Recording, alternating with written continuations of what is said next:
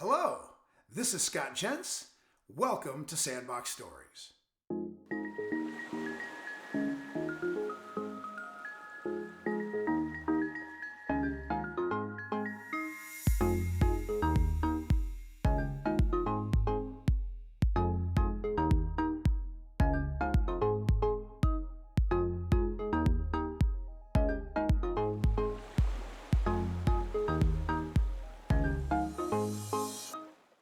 Hello, welcome to this Sandbox Story, which is an interview with Dr. Laura Periman.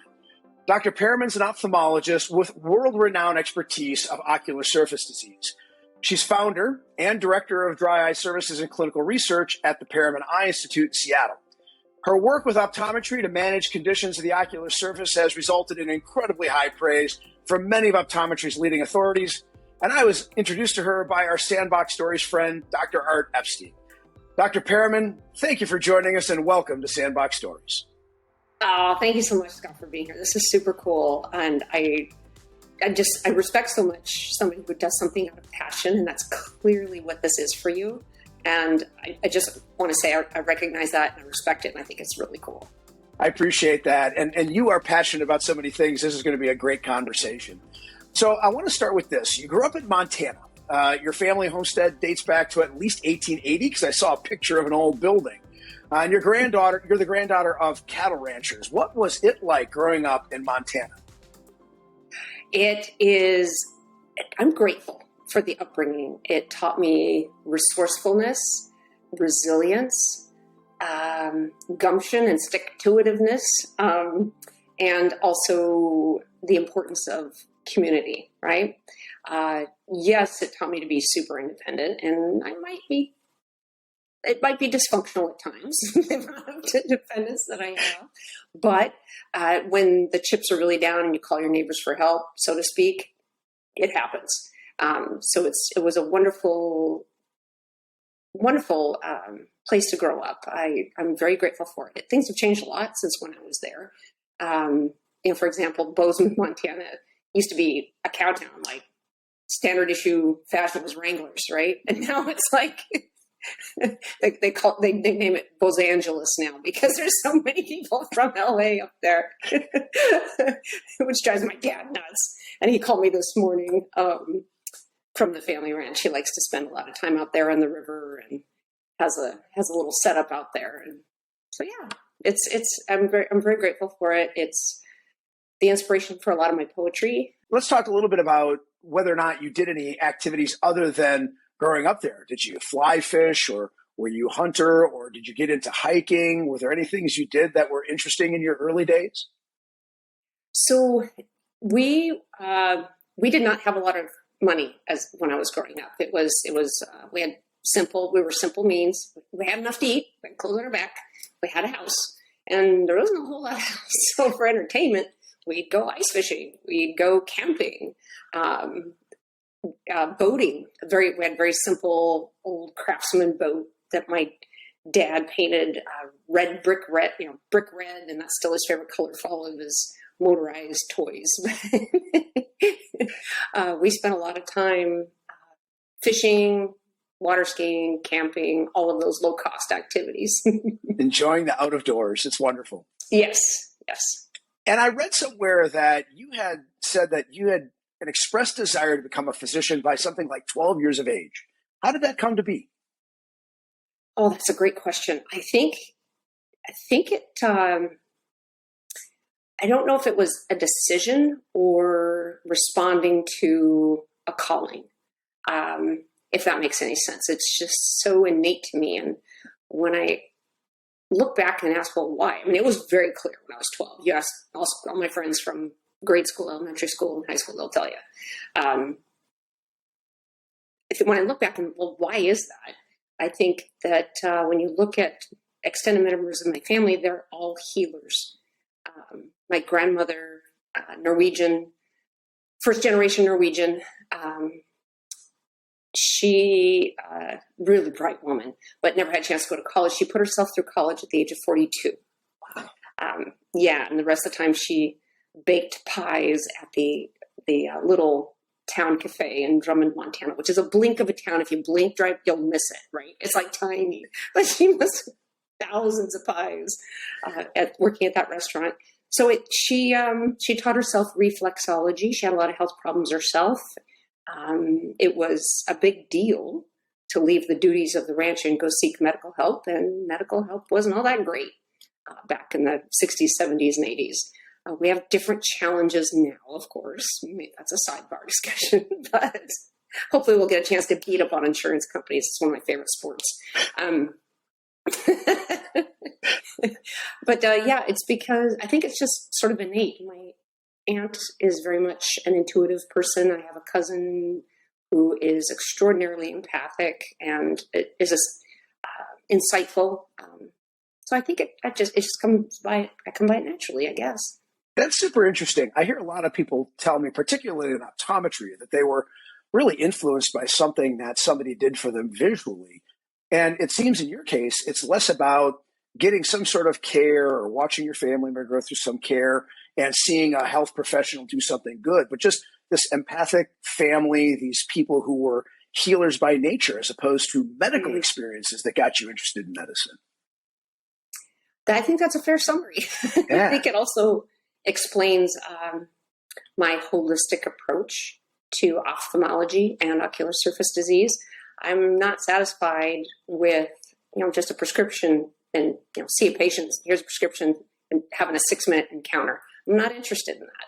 I do that, of course, but it's in the context of a comprehensive treatment plan that's aimed on recreating health and wellness for that patient. That's interesting. And I think I read that you went to the University of Washington for your medical training and fellowship?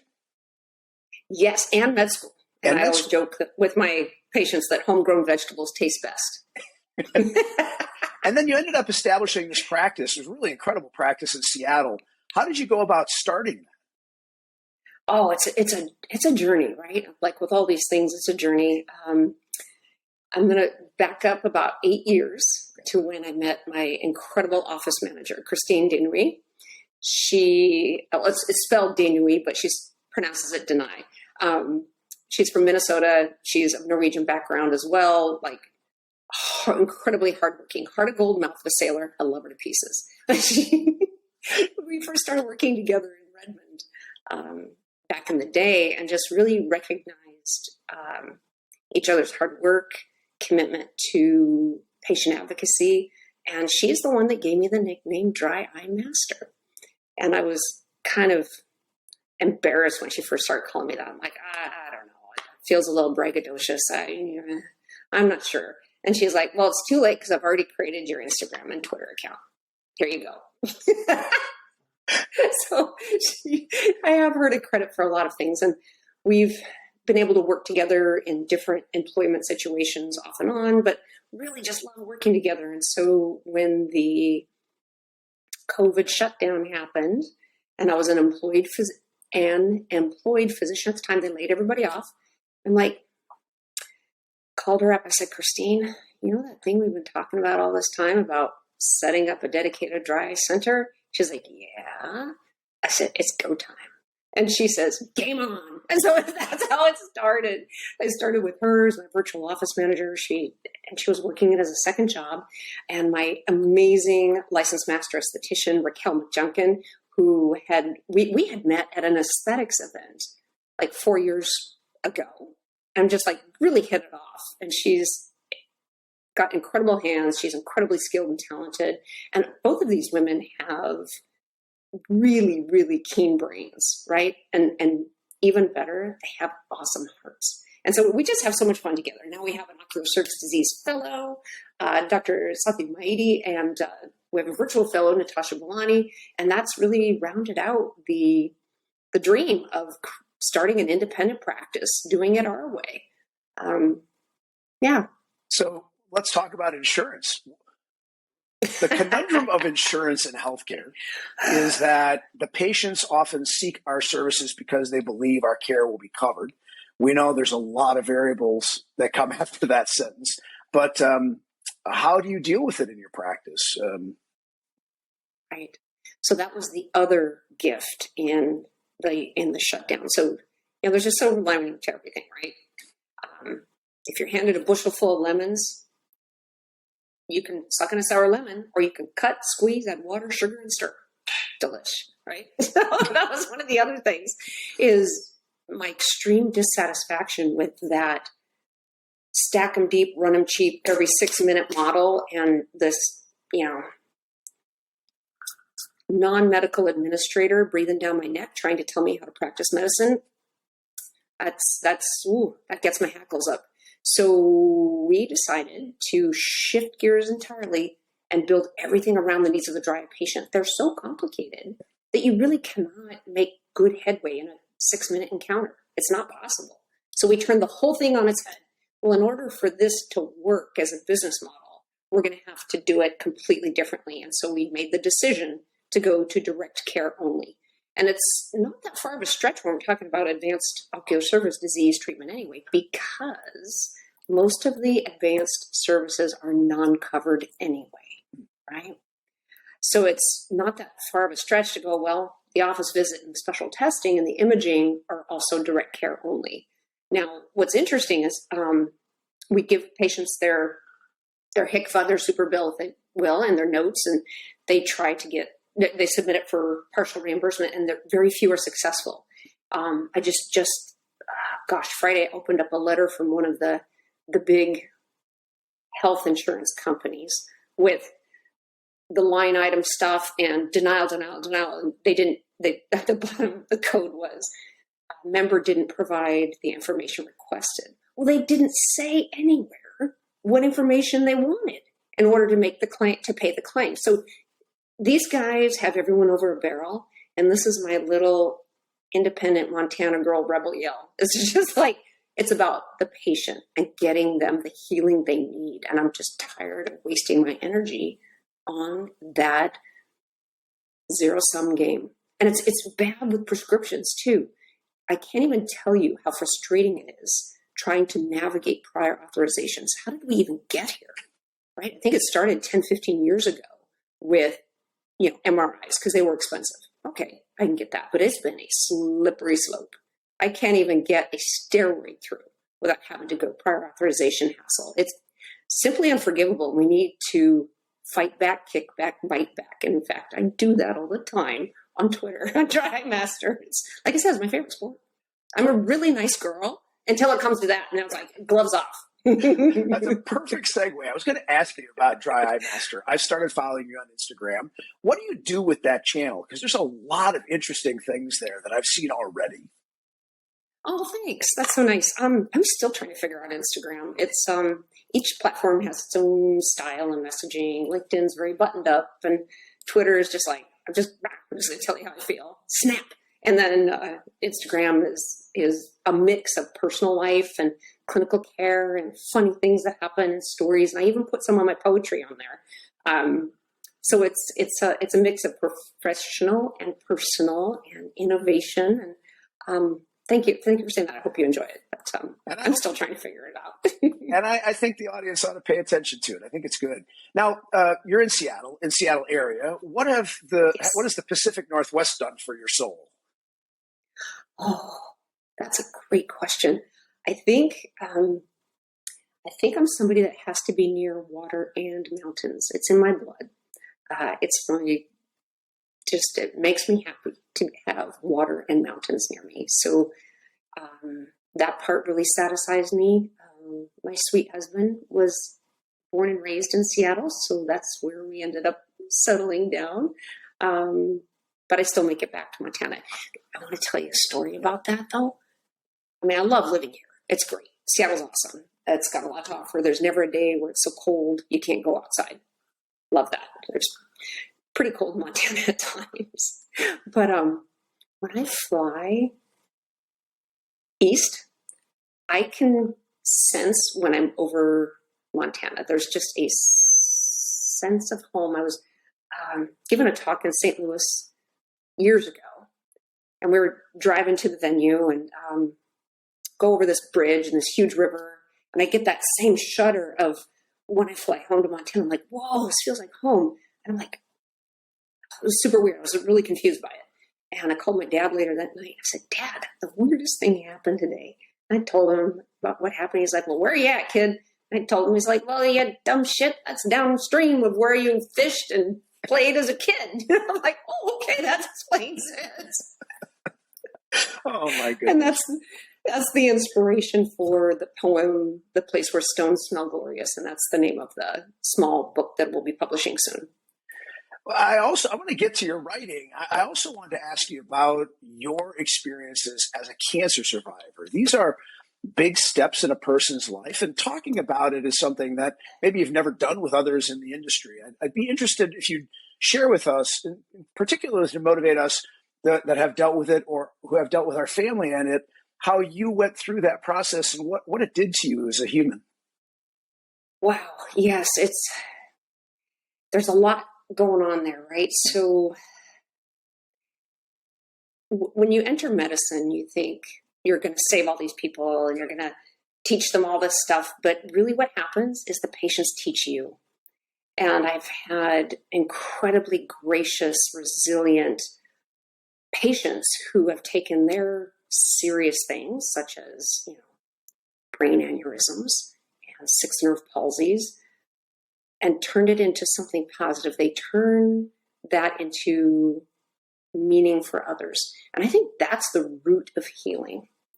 And so following that model, when I was diagnosed with cancer 10 years ago, came out of the blue. I was a she beast, 14% body fat, raw, right? 6-pack abs. And I found a lump. And in an outdoor shower in Costa Rica, I'm like, oh, this is awesome. Oh, what's that? I'll just watch it for a couple months. Well, it didn't go away, and there you go. So slammed against the wall at 60 miles an hour. Ooh, right? That's a good visual. Everything came to a halt.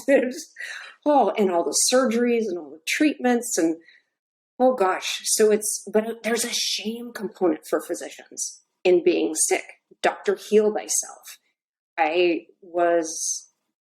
I'm very quiet about it. Like I haven't really talked about it much, in part because of that shame component, but I'm finally okay with the share, and I follow Brene Brown's work. I'm okay with the vulnerability of it, especially if it can create meaning and healing for other people.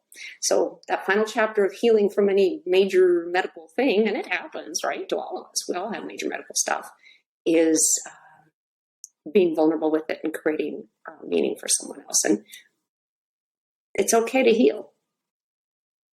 Well, I'm sure glad that you healed. And it's so obvious that this holistic, thoughtful approach to growing up on the land and just appreciation for life had to be helpful in getting you through that. Definitely. Definitely.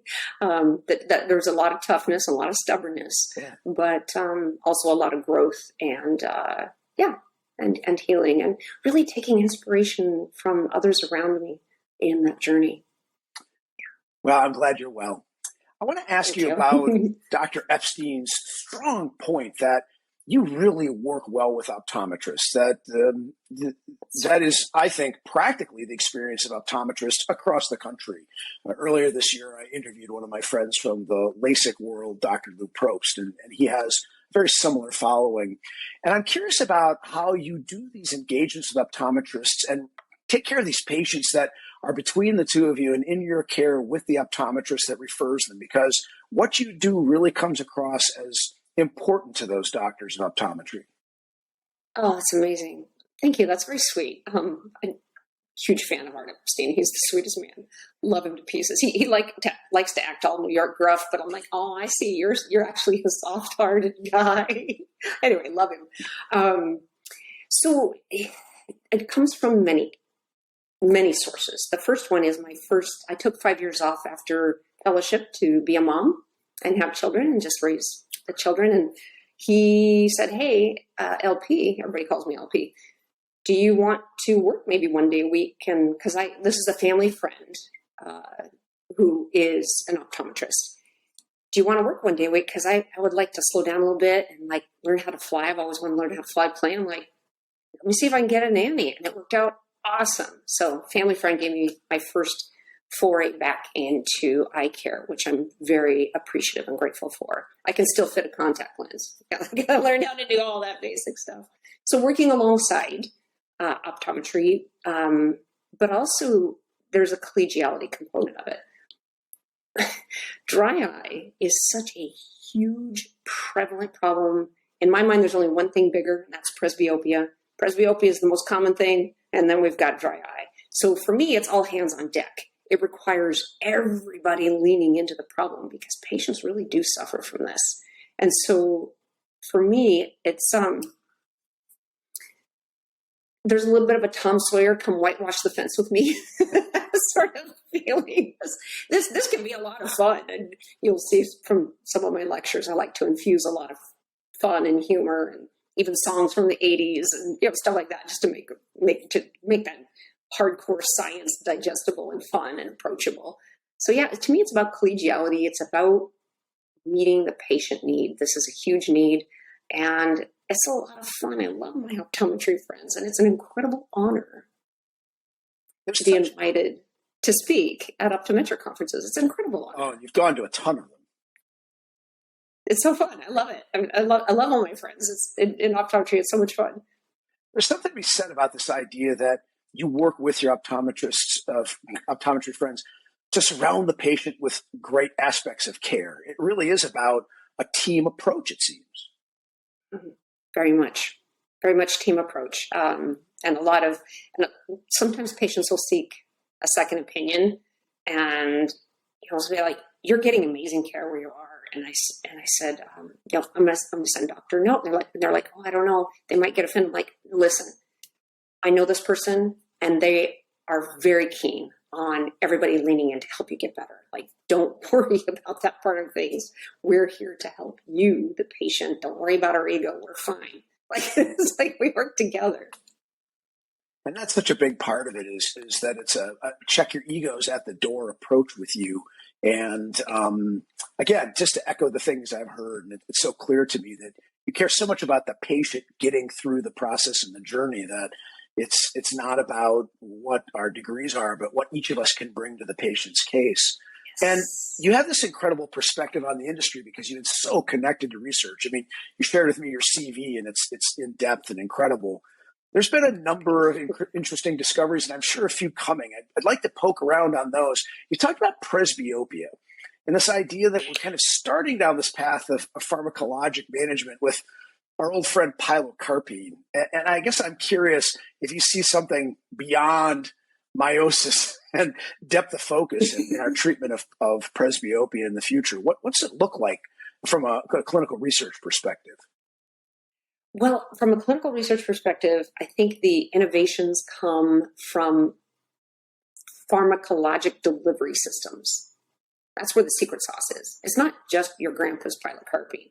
We're not just flogging that pupil into submission, right? Into like teeny tight and toned submission. We're not doing that. We're just massaging it a little bit, and it maintains its what's what I'm looking for? Dynamism. Yeah, sure. Let's use that word. So it's not your grandpa's pilo. It's that, and that's the cool thing about innovations. It's not just drug innovation and chemical innovation, but delivery system innovation. I think that is a really exciting part of pharmacology that will help us develop better products. Other examples of that are low-dose loteprednol in a mucus-penetrating particle delivery system, right? It's like, get that wonderful molecule, that inflammation-calming molecule to the scene of the crime, shuttle it in there. It's like having a bodyguard to get up to the front row of a Hall & Oates concert. Yes, please. I saw your Hall & Oates Instagram post this afternoon. Oh, was that good? I'm such a fan. It's like, I've been to 13 concerts, 3 times in the front row. Wow. That's so much fun. That's serious fandom. Yeah, so the delivery mechanisms are important. So that is true also in dry eye management? Yes. Delivery mechanisms for getting those wonderful molecules even cyclosporin, you can get higher concentrations with the right delivery systems. So I think we're going to see more and more delivery systems, more and more mix and match, getting that optimal concentrations of different pharmacologics for the presbyopia problem. I'm so excited for presbyopia. Oh my gosh. I'm your poster child. Oh, there you are. Hi. Yeah. Mine are close. I've just blown my print up on my computer to see it. It might not help us, but certainly it might help our children someday. Exactly. And I'm excited looking ahead at cataracts potentially being medically managed, right? Yeah. So with time, the lens stiffens and you get these disulfide bonds that form, and we have the potential with the right delivery systems and the right molecules to potentially break those disulfide bonds and restore that flexibility. Maybe they'll develop something for my tight hamstrings. That'd be great. That's funny. Your work on the ocular surface doesn't end with your care and your assessments in the industry, but you founded a line of friendly cosmetics, and I think you call it Quenchology. Is that right? Yes. Tell us about that. Wow. So there's, for doctors that are interested in ocular surface disease, you've noticed on your own that the association between cosmetics application techniques and the ingredients and its association with ocular surface disease. But men are not excluded, right? Here's what men do, is they take the big old soap, couple of big, and they go, and they under the shower. Seems right? That's exactly it. And for you, you're probably doing it here too. That's right. You're stripping that delicate meibum that those poor little meibomian glands have slaved away to make. That's precious meibum. So men are not immune to this problem either. Anyway, so I noticed this association years ago when I was out in Redmond, when I started there in 2008. So I've studied it for a long time and studied ingredients for a long time. I've gotten my sweet revenge on organic chemistry. With my interest in cosmetics ingredients and safety for the ocular surface. I also was a medical expert in a huge class action lawsuit against Rodan and Fields for failure to disclose the risks associated with prostaglandin analogs in Lash Boost. So I've peeked behind the curtain. There's a lot of smoke and mirrors and cosmetics, and the poor patient pays the price. So out of years of searching and years of realizing the problem and study, I'm like, it doesn't exist. I'm going to have to make it myself. All right, here we go. So I'm a reluctant entrepreneur, I guess, but it's to meet a need. It's to help patients. And are these products that you sell through your practice? Have you gotten to the point of commercializing this line? We're on our way to being available in the marketplace. All of our preclinical testing is done. Awesome performance in our preclinical testing and wearability, tolerability, even in our Sjogren's patients. I'm going to tell this story. A beautiful 26-year-old patient, impressive ocular rosacea, get her under control with IPL series and neural stimulation and immunomodulator drops, all that stuff.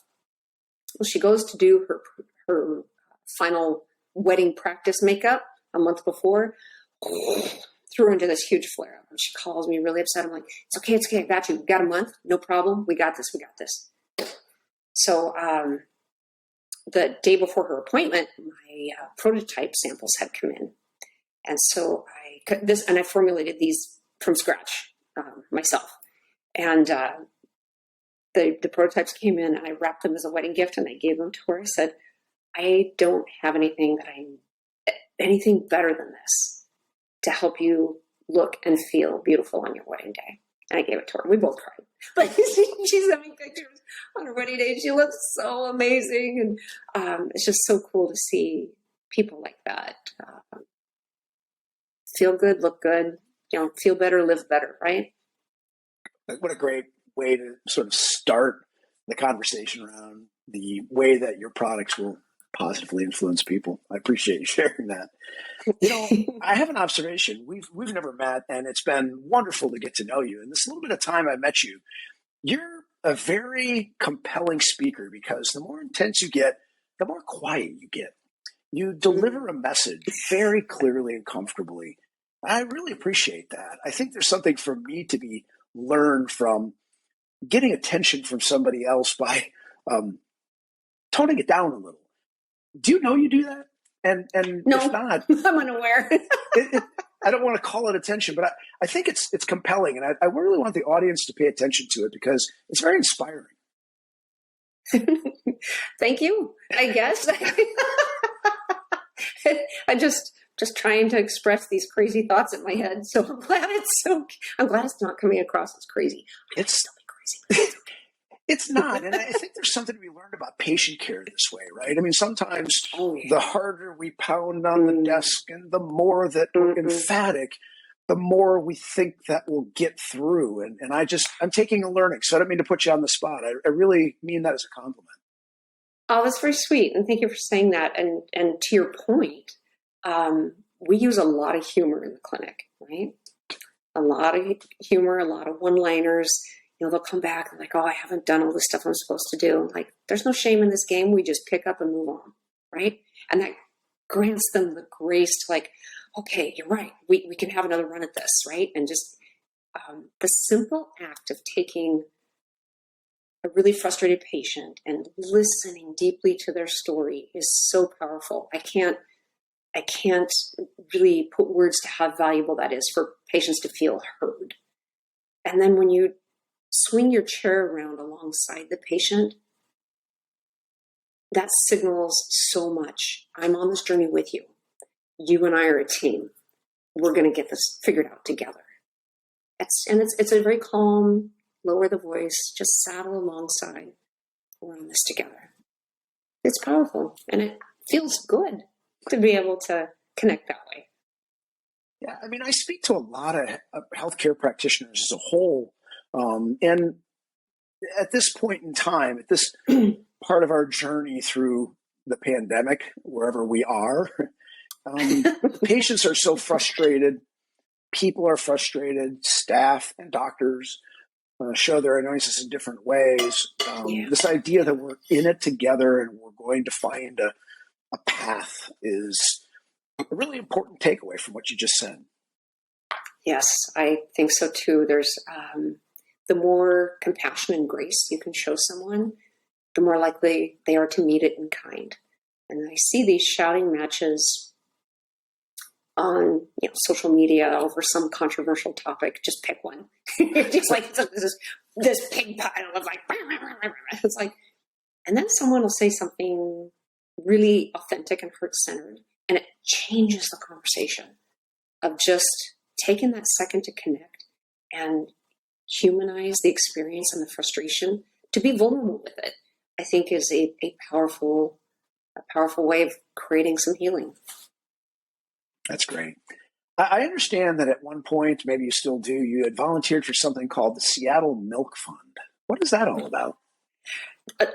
That's a long time ago. Yeah. So, the Seattle Milk Fund is a charitable organization that was started over 110 years ago. And it was originally smart bored housewives that wanted to do something with their time that was productive. So they would literally deliver milk to families in need, because families were very large back then. There was a lot of working poor. There's still a lot of working poor. And so that organization still exists. And it's so cool because there's legacy circles where every circle is named after a radically generous woman. And I don't mean just financially, but with her time and her emotional support. Just that's somebody who really inspires you to be that radically generous soul. So each circle is named after someone else in the circle that inspires it. So it's just a really neat organization. And I did that a lot, especially managed to do it somehow during residency. Don't know how I squeezed it in, but I did. And we continued for years. And finally, all the members of our circle got a little too busy with kids and stuff, and we ended up dissolving the group. But the organization is still there, and they still do amazing work, and it's really fun. We organized a chocolate tasting party at my house. It was so fun to bring people together and get a buzz off of chocolate. Is just really fun. Like it's actually more fun than wine, really. Like the buzz you get from chocolate is just a different deal. I'm in. I'm a big fan. So when we were talking earlier, you spoke about some writing that your daughter did. And if I understand, this resulted in a book. I'm just really curious about that. Oh my gosh. Thank you so much for asking. So if I may, Yes. Thank you so much for asking. This is her book, For the Collective, by Carmen J. Spoonmore. You can find it on Amazon. I think it's free on Kindle, and it's $9.99 if you buy the book. But she, during the shutdown, when nobody was going to school and everybody's trying to figure out what's going on, and I'm trying to set up an online, practice so I can still help my dry patients. We were all trying to figure it out, right? She disappears with her laptop and the dog, and find her hours later. I'm like, what you doing? She's like, oh, I'm writing a novel. I'm like, oh, that's cute. I'm thinking 20 pages, right? 200 pages later, we've got this incredible dystopian sci-fi novel that will knock your socks off. And here's the punchline. She's dyslexic. Not mildly so. But the kid can tell a story. The kid can write. It's really powerful. Highly recommend you get it. Support young artists. Totally. Carmen Spoonmore, For the Collective. And she's working on a second one too. And that's pretty cool. But yeah, she wrote it at the age of 13 during the shutdown.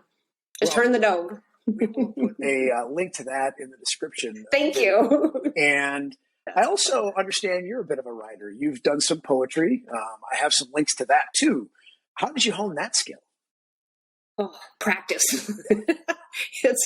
I did an independent study my senior year of college. I actually graduated early, which was a good thing because I was paying for my own college and ended up saving $8,000. And I got to move up to Seattle early with Rick, my then fiance, and worked out well. But anyway, I did an independent study of poetry.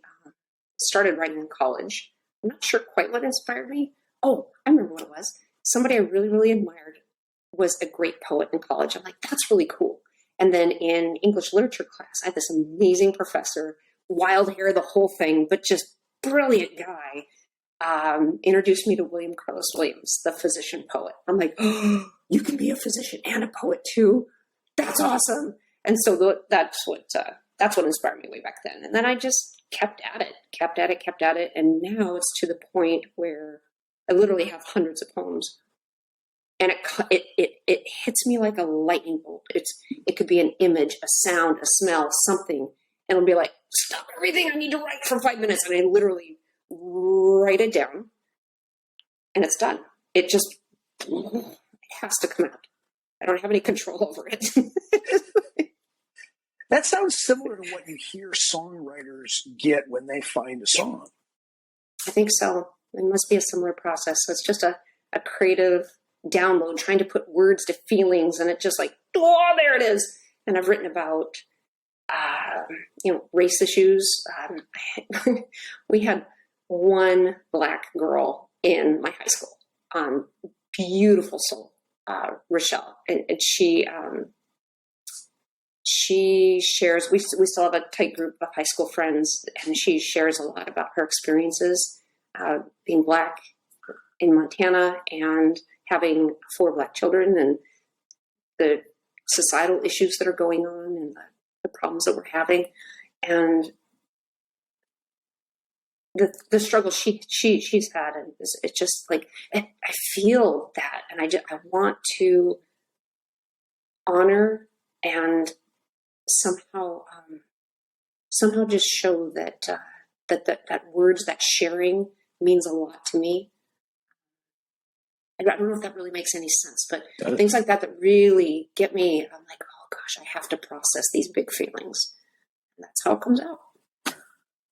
So it sounds like a wonderful way to recognize and respect your friendship with her. Yeah. She's awesome. Smart as a whip, too. I have a couple of questions. You've got the opportunity here to talk to a lot of optometrists, people who work in eye care practices, and others that have followed my channel, and give my optometry friends some advice as to what you think one of the opportunities is that they should strike in their clinical care of patients. That's a great question. There's so many opportunities in eye care.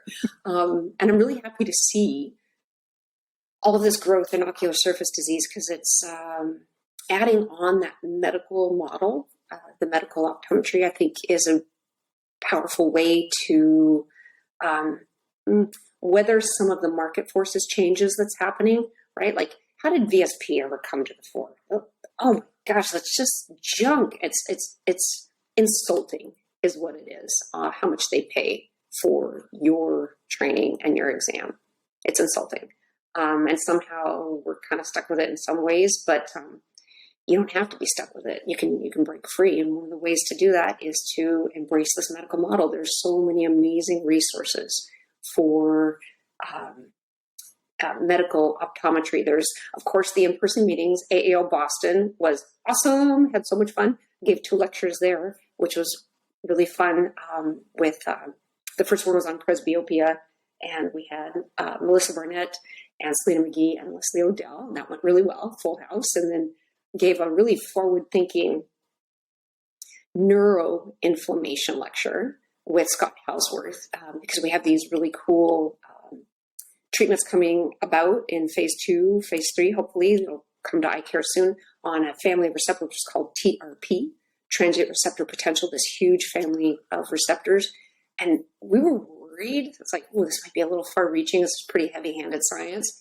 Packed room, great feedback. I'm like, yay, see? It's like people do like science. It's so fun. And I lost my train of thought, which happens a lot. You asked me the question. I was going to get there, but what was it again? Well, you've answered it in part. I'll let you finish, though. It's about how do optometrists embrace the future? And your advice is embrace the science. Yeah, embrace the innovations. Like, we're so lucky to have all these amazing tools coming to us, all these in-office modalities with, thermal MGD treatments, with IPL, with microbluffer exfoliation, and all of our wonderful point of care sales in not only eye drops but also skincare and now soon cosmetics as well. So there's opportunity, and I think it's a great way to even out the downturns and the downward pressures of the over conglomeratorization of frames and the traditional optical sales model. I love that. And the last question is, what gives you joy in life? I find joy in a lot of things. It's good to be alive. What gives me the most joy? I love my work. I love the creative scientist it satisfies. I love creating. I love art. I love my family. I'm really proud of my girls. I have a really sweet hubby. All those things give me a lot of joy. I love my dogs. I have the 2 cutest dogs you've ever seen. So all those things give me joy. And you painted that piece that's over your shoulder in our view? Yes, I painted that years ago. I need to get back into painting a little bit more. But that was done years ago. It seems to me that all you need is another couple of hours in each day, and you would be more fulfilled than ever. That'd be awesome. I've gotten to the point where I'm annoyed with food. I'm like, I gotta do that again. I'm having so much fun doing this other stuff. Dr. Periman, Sandbox Stories thanks you for these incredible stories and the way you describe them. Thanks for joining us. Oh, this is so fun, and I love your platform and what you're doing to really create community. And we need each other, and I just really thank you for the opportunity to be here and share. Thank you. I am very glad that you were here, and I'll again put links for everybody that's listening or viewing onto the description of this meeting. And to the audience, I really appreciate you attending and listening to Dr. Periman's stories. And until my next Sandbox story, be great at all you do.